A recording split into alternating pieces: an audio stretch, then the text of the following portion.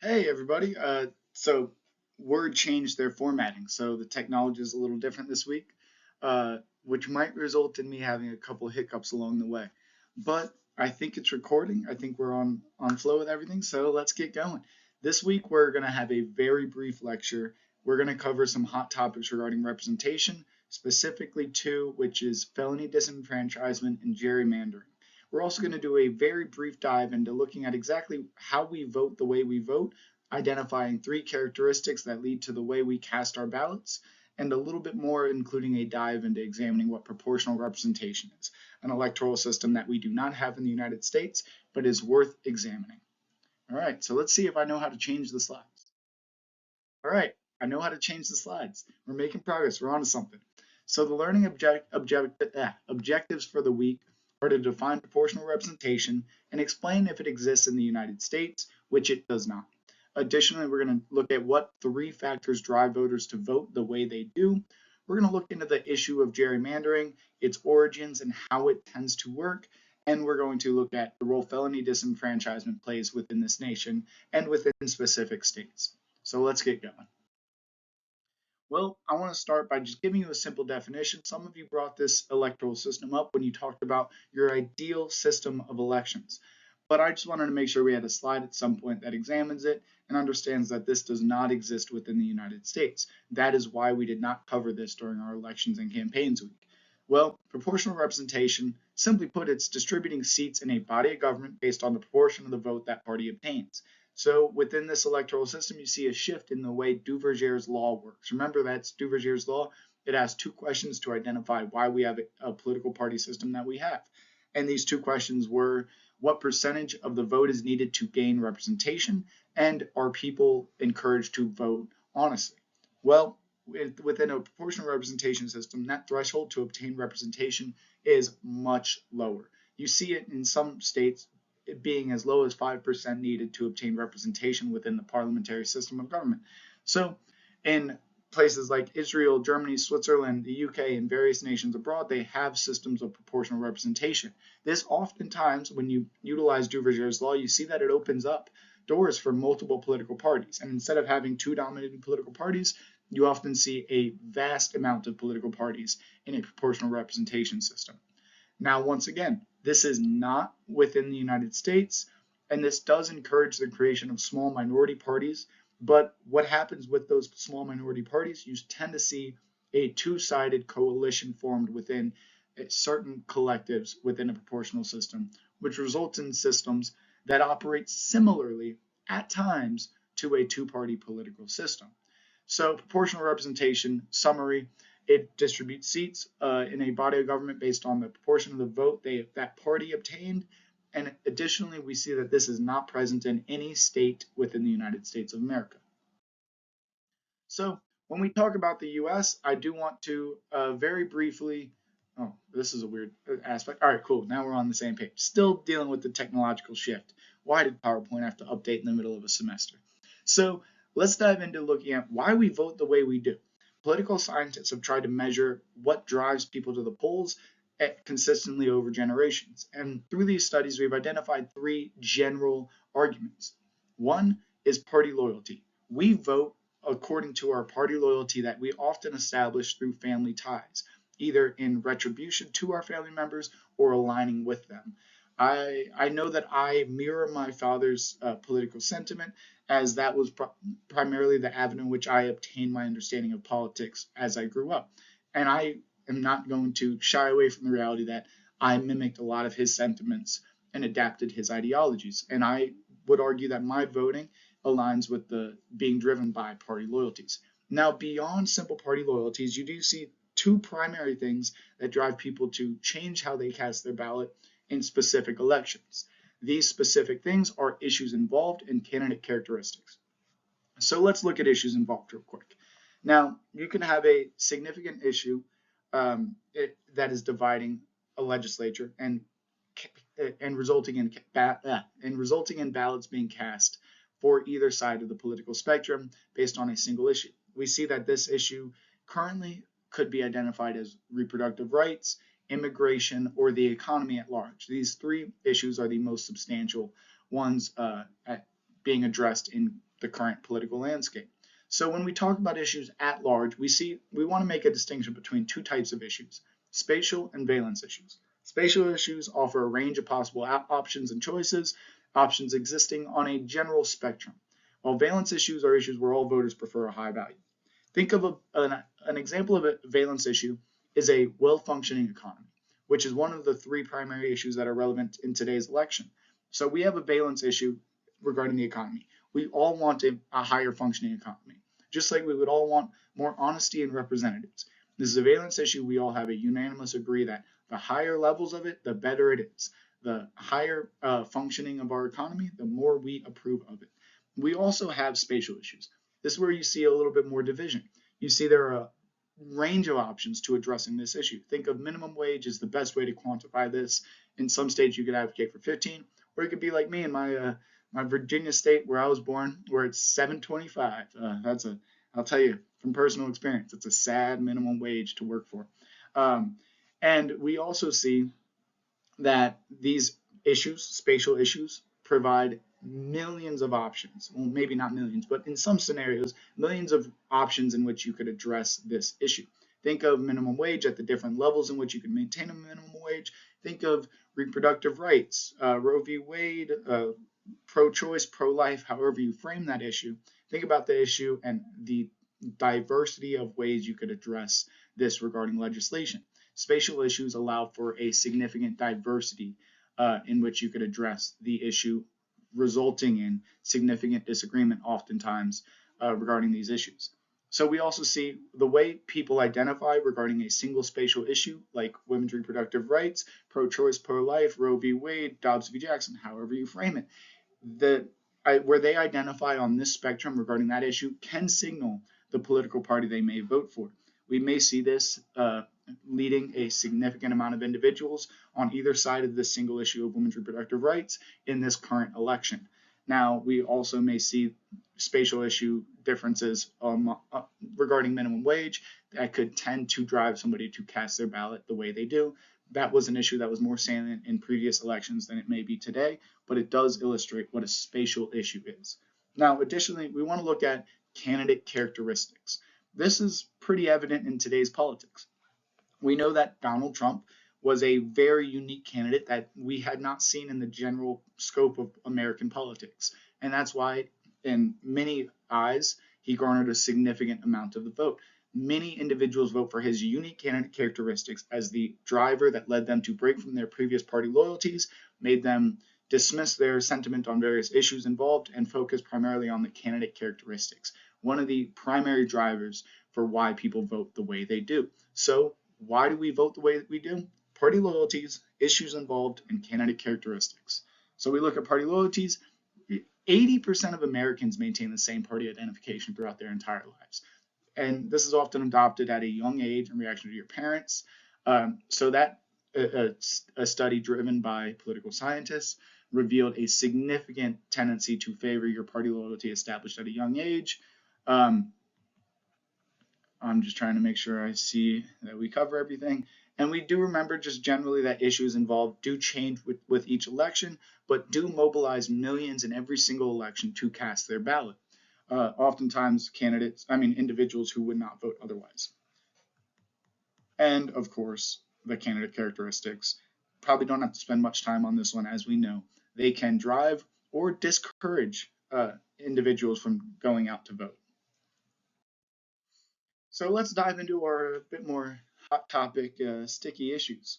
So the first one is gerrymandering. Well, there's a video on Eagle Online that I normally would play in our lecture and then ask some questions about it, but since we're in an online class, I posted it on Eagle Online, and I do recommend you look at it. It tells a brief history of gerrymandering, origins of the name, and the practice at large. So what is gerrymandering?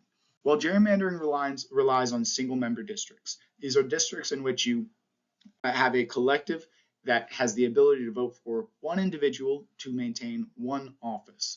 Well, when you draw the boundaries of these single-member districts, sometimes you can draw them strategically to include or disclude, to not include individuals of certain classes, races, or party identification. You may see one neighborhood that might strongly favor one candidate, and be placed in another district for that reason. Now, there have been numerous lawsuits in the past that identified that you cannot draw district lines on the basis of who the individuals voted for in the past presidential election, but you can, in some instances, legally draw the lines based on class, race, or various other social measures. This is allowed for gerrymandering, which is the manipulation of an electoral constituency's boundaries to favor one party or class. You can draw up a map to guarantee one candidate can win the election.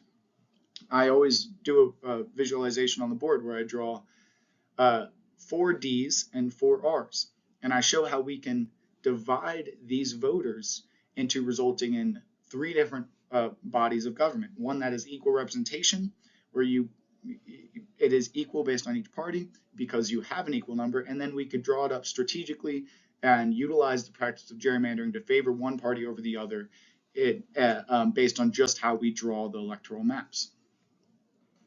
So gerrymandering is strategically manipulating the electoral boundaries of a single member district to favor one party, class, or collective.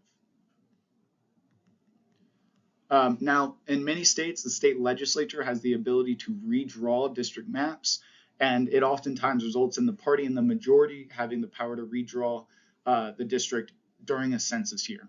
This enables majority parties in certain states to solidify their power and prevent counter parties, minority parties, from gaining traction within the state.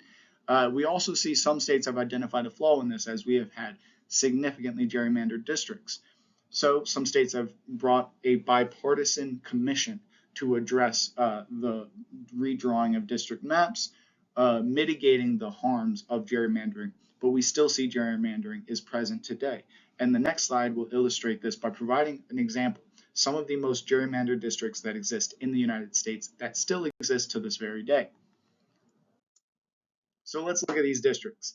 Well, it may be a bit jarring when you see the shapes. That can very easily illustrate the degree in which you had to manipulate this district to include certain voters and not include others. We look at Maryland's 3rd district right up there. Let me see if I can get a laser pointer. Yeah, Maryland's 3rd district right here. We see this corridor right here, this thin line. That is a highway connecting 2 populations.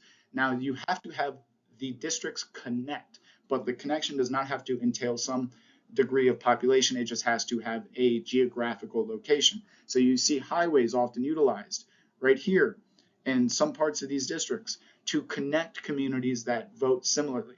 So you take all of the Democratic or Republican votes in your state and you allocate them to one district. That can give them one guaranteed office within the legislature, but ruin their chances of being able to represent 4 to 5 offices in other districts. So instead of, we could look at Maryland's 3rd district and see an adequate redrawing of this map may include this population and may be a little bit more well-rounded, and then this population and this population. So we can see gerrymandering requires manipulation of the maps and the geographical areas, utilizing oftentimes highways and roads to connect populations with similar-minded political views. Now, gerrymandering, I hope you understand the general overview of the concept. If you chose to write about your paper on it, I am happy to meet over Zoom and provide a very lengthy description of the impact, the history, some of these significant actors, and maintain that discussion. And if you're just simply interested, reach out to me and let's talk over Zoom. Now, for the sake of this class and the PowerPoint, and the upcoming quiz, I just want you to generally understand what gerrymandering is and that it still exists today, and the ways that we try to minimize its impact through bipartisan commissions and the fact that we allow our legislature to draw up our district maps. Also remember that it relies on single-member districts. Single-member districts enable the gerrymandering strategies. Now sorry, just threw my phone there. Now let's move on to felony disenfranchisement. Now I want to provide a very simple, concrete definition of this term. Felony disenfranchisement is when you lose your right to vote because of your conviction for a felony violation. Now we have 9 states that restrict voting for the rest of your life if you have been convicted of a felony. That means you have lost your right to vote for the remainder of your life. 15 states restore voting rights after prison, parole, and probation. So once you are completely cleared of all of your charges, you can then vote. This is a multi-year process that expands beyond the release of an individual out of prison. 23 states restore voting rights immediately after being released from prison. That is, the second you get out of the physical jail, the physical prison, even if you are on parole or probation, you are still able to cast your ballot. And now 2 states, including DC, so Maine, Vermont, and DC, they allow voting from prison, providing individuals who have been arrested of any charges the opportunity to cast a ballot. Now, we have seen that this issue is addressed on the state level. We have no federal regulations regarding felony disenfranchisement, but we do have the allowance of states to address this on their own. Some of the most intensely strict states, 5 of the 9 states that have felony disenfranchisement that restricts your right to vote for the rest of your life after being convicted of a felony, include Florida, Mississippi, Alabama, Tennessee, Kentucky, Delaware, Iowa, Arizona, and Wyoming. 5 of these are actually southern states that were a part of the Confederacy. So we see the connection to southern states and the use of this tool to restrict individuals from reaching the polls. Now, if we look at the 2 states that do allow for that do allow for felons to vote from prison even, we see that they are Maine and Vermont in addition to Washington, D.C. Now, an interesting detail about Maine and Vermont, when you look at general statistics, you see that these are the whitest states by population. In the state of Montana, to put this into perspective, we have a 30.1 chance of meeting somebody in our everyday lives that represents a different culture or different racial background. When you look at the states of Maine and Vermont, in the state of Maine, this is the state with the lowest chance of running into somebody with a different cultural or ethnic background. That is at 18.5%. 18.5% compared to Montana at 30.1%. Additionally, we see in Maine, it is 20.2% chance that 2 people selected at random are racially different.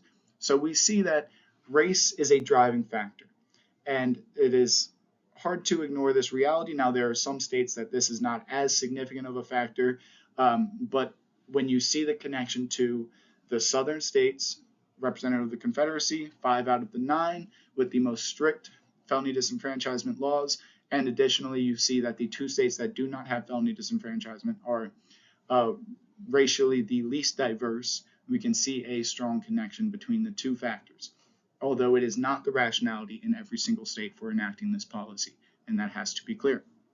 Now, when we look at felony disenfranchisement in the state of Florida, we see that individuals convicted of any felony, and I remind you that in the state of Florida, tampering with another individual's lobster trap is considered a felony. So if you go around tampering with lobster traps, I want you to know that you are risking your right to vote for the remainder of your life. If you are convicted of that felony, of course, and that's of course not happening, that's an exaggeration of the law, but it is a written law within the state of Florida. So Florida, some of the strictest felony disenfranchisement laws. We have seen a bipartisan effort as members of both political parties have advocated for the abolition of this policy within the state. Currently, if you did lose your right to vote, you have one avenue to obtain your right to vote again, and that is through the governor, through a pardon provided by the governor that grants you your right to vote once again. Remember, these are state violations, so you would need the head of the executive on the state level to pardon you of these violations. I personally have some background as I have family members who have dealt with the struggle of felony disenfranchisement in the state of Virginia, as they restrict felons for a limited time. They are one of the 23 states that restores voting rights after release from prison, in addition to the state of Montana. And felony disenfranchisement is something that oftentimes you are not thinking about when committing a felony. And it is important to understand the impact that this has, not just in the time period in which an individual has committed a crime and been convicted of a crime, but for the rest of their life thereafter. To what degree, I want to ask you, do you believe it is right to restrict somebody's right to represent themselves within government due to their actions in their daily lives? And your answers, the answer of every student in this class will most likely be quite diverse. And hopefully we can have some great discussions in our discussion posts of this week and next. But it is important to understand the diversity in which this issue is addressed on various state levels. We must remember the connection that felony disenfranchisement has with southern states. We have to remember that 2 states, Maine and Vermont, have no forms of felony disenfranchisement, and they allow you to even vote from prison.